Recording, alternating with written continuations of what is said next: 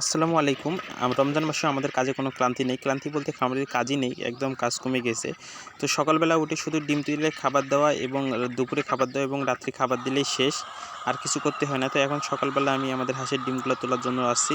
তো ডিম তুলে হাঁসগুলোকে খাবার দেবো। এখনই সকালবেলা আমার সাথে রয়েছে ট্রে এবং চাবি। তো আমি চাবি দিয়ে তালা খুলে আমাদের হাঁসের খামারের ভিতরে প্রবেশ করলাম। তো চারিপাশে দেখতে পাচ্ছেন কতগুলা ডিম। এগুলা ডিম আমাদের হাঁসগুলা পেড়েছে। তো গত ১ সপ্তাহে আমরা এডি ক্যালসিয়ামের মাত্রা একটু কমিয়ে দিয়েছি।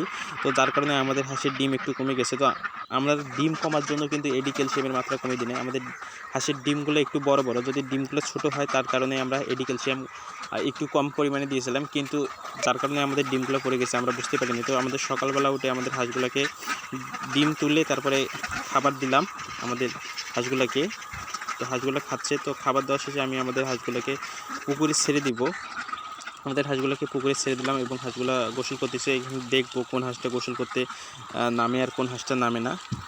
তো এখনও হাঁস আছে ভিতর থেকে, এবং কিছু হাঁস এখানে পানি খেয়ে গিয়ে আবার খাদ্য খাচ্ছে। তো এগুলো দেখতে হবে যে কোন হাঁস খাদ্য খেলো আর কোন হাঁস খাদ্য খেলো না।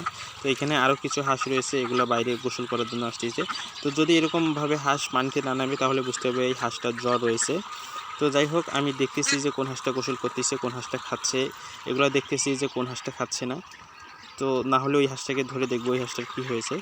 তো সকালের কাজ ইতিমধ্যেই শেষ, এখন আমি চলে যাব। তো আবার দুপুরে চলে আসছি আমাদের হাঁসগুলোকে খাবার দিতে। কিন্তু এইখানে আমাদের কিছু হাঁস বাহিরে বের হয়ে গেছে।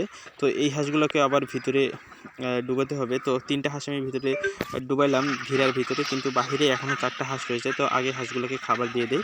এই যে আমাদের হাঁসগুলো দেখেন, এখানে শুধুমাত্র জিগনি হাঁস রয়েছে, এবং এখন যেহেতু 1টার মতো বাজতেছে, হাঁসগুলোকে খাবার দিতে হবে।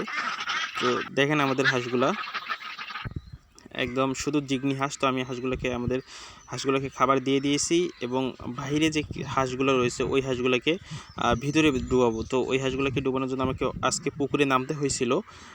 একদিনও আমি পুকুরে ভিজি নেই। এগুলো মনে হয় নতুন হাঁস বের হয়েছিল। যে হাঁসগুলো প্রতিনিয়ত বাইর হয় ওগুলো নেটের উপর দিয়ে ডুবে উড়ে পড়ে, কিন্তু এই 4টা হাঁস কিন্তু ভিতরে ঢুকতে চাইছিল না। আমি পুকুরে নেমে আসি।